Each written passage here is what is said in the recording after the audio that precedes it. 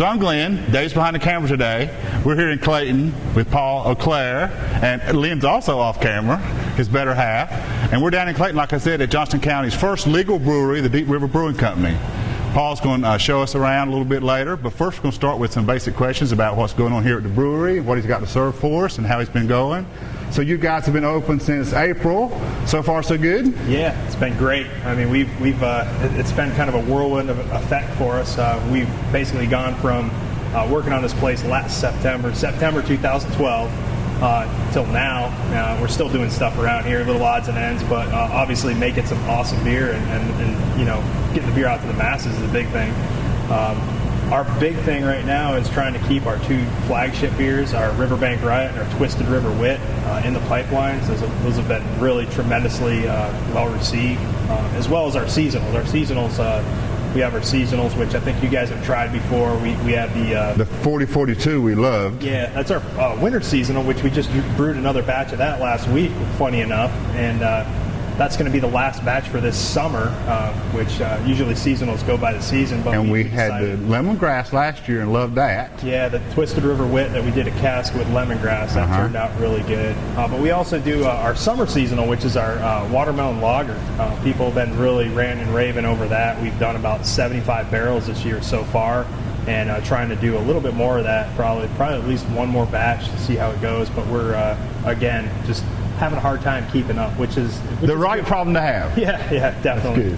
So tell us about the physical facilities. It's a beautiful bar, beautiful situation. Yeah, we were lucky enough to befriend one of our local residents up in we live up in Archer's Lodge, which is about 10 minutes away from here.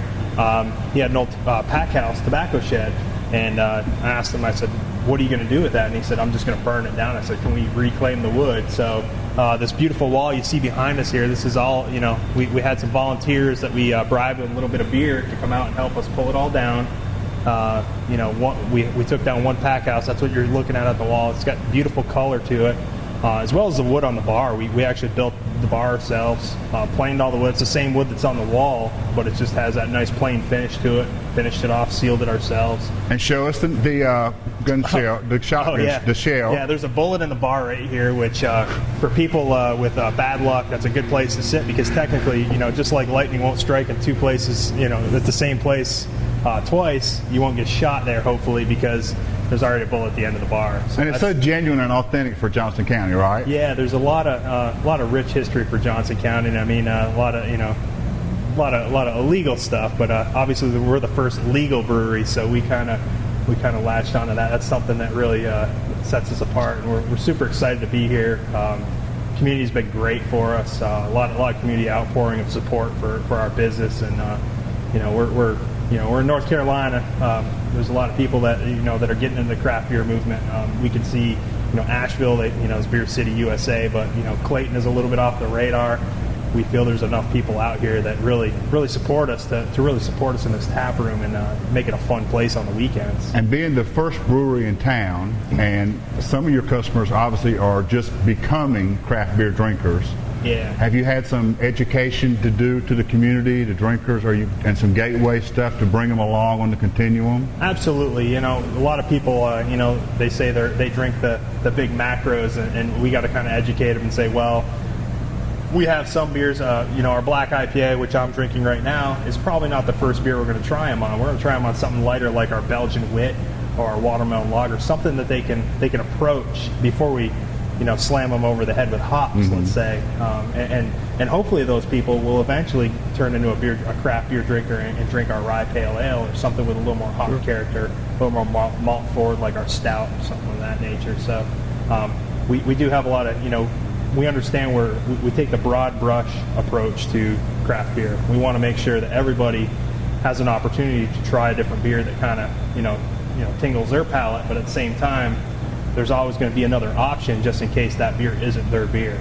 We don't want to just say we're a big hoppy IPA brewery, because that's what I like. Preference aside, everybody's different, so we definitely have to stay, keep our options open for everybody when they come in here and try our beer off premise at different locations.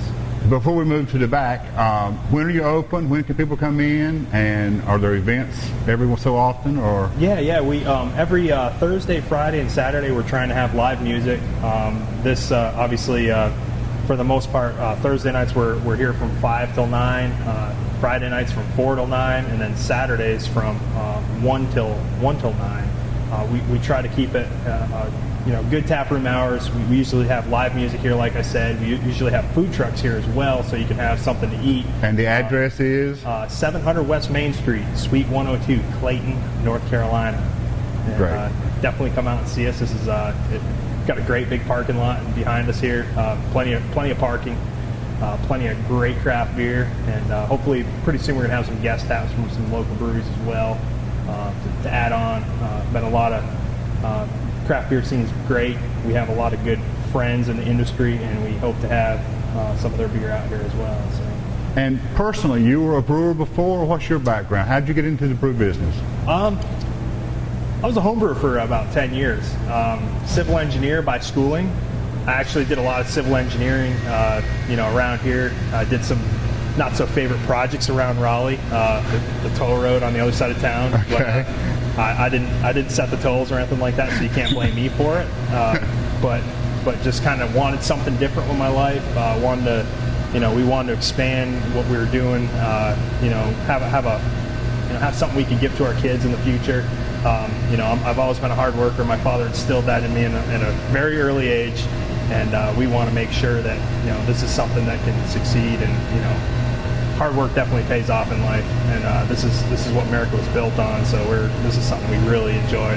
I just enjoy craft beer and seeing the smile on someone's face and saying that they can.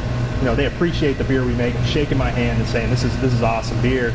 But at the same token, as a civil engineer in my previous life, you don't get that. They only tell you when you screwed something up. So it's not as rewarding. I think it's a very rewarding career if you can do that. So that's great. Yeah. So let's walk around and see the back side of the operation. So we're in the back side of Paul's operation now. Paul's going to walk us through what we see in the shiny bright tanks and how it goes back here. Thank you. From the start to the finish here, I guess this is, the brewing process. This is where, I guess, if you're on MTV Cribs or something like that, this is where the magic happens. But for us, this is where our magic happens. This is our mash tun right here.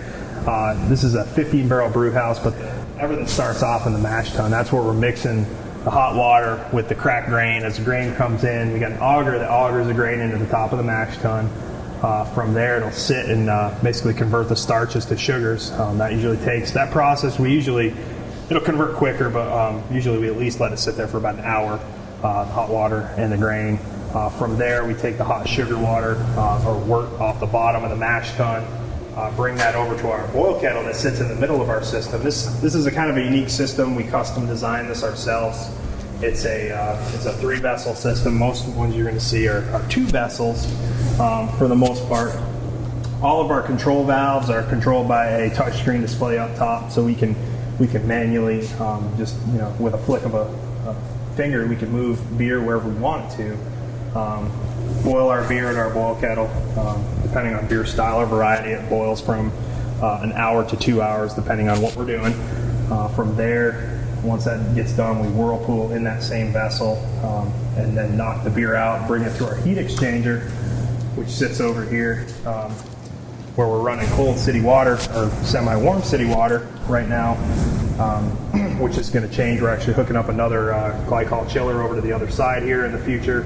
But what happens is we take that wort out at 212 degrees, and the cold city water becomes hot city water and cools the wort down to about 68 degrees or pitchable temperature, so we can bring it into one of our fermenters sitting in here in the background. We got 2 15-barrel fermenters and then 2 30-barrel fermenters. The reason we got the 30s is that's so we can double batch beers. Basically, we can brew 2 batches back to back in a day to fill those up. And right now, we're bumping that capacity. We basically have all these full right now, unfortunately. Both of our bright tanks down at the end are full. Bright tank is the next step in the process after fermentation is complete. We'll actually take the beer, cool the beer down, the finished beer down, pull the yeast off of it, and then move it over to the bright tank. Bright tank or polishing tank is where we're going to add high pressure CO2 to the beer. when we do that, that basically is going to take the beer and, obviously flat beer sucks. We want to make sure there's plenty of carbonation in it. That process takes about an hour to 2 hours, depending on what type of beer we're making. And from there, we can just hook our kegging line up, keg the beer from there, or we have a counter pressure growler filler line that we hook up to the tanks as well.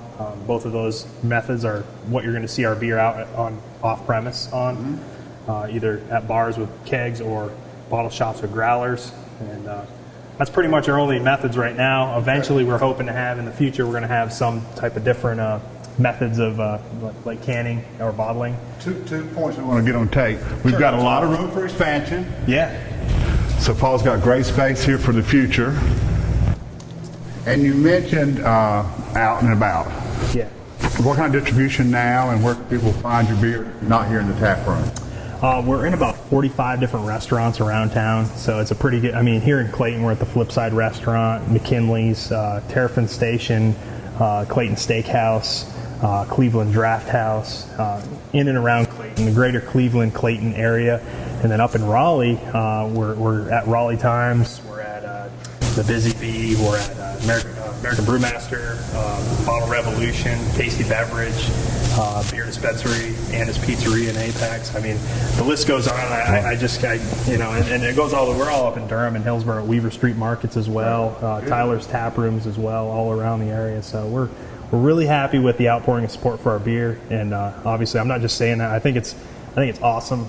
This is kind of my dream job, and nothing makes me better than saying, somebody walking up to me on the street and recognizing who I am and saying, man, you make some awesome beer. I really appreciate what you're doing, and keep on doing such an awesome job. And I mean, it's kind of one of those things, when it happens, you don't really think about it, and then you kind of walk away from the situation. You're like, this is awesome. And that's what we want to make. We're not a bunch of investors making beer. We're myself and my wife making a great product and great beer, great craft beer that we got our heads around, we love, and everybody else is loving it too. So we love hearing that, and we so much appreciate you being with us today and letting us come down to Clayton and see what's going on at the Deep River Brewing Company in Clayton at 700 West Main. So on Thursday, Friday, or Saturday, if you don't have anything better to do, find your way to Clayton. It's not that far out of the mainstream. And for the NC Beer guys, I'm Glenn, Dave's behind the camera. This is another episode of the NC Beer Buzz. And remember, drink local, keep your beer dollars North Carolina. Until next time, we'll catch you later, buds.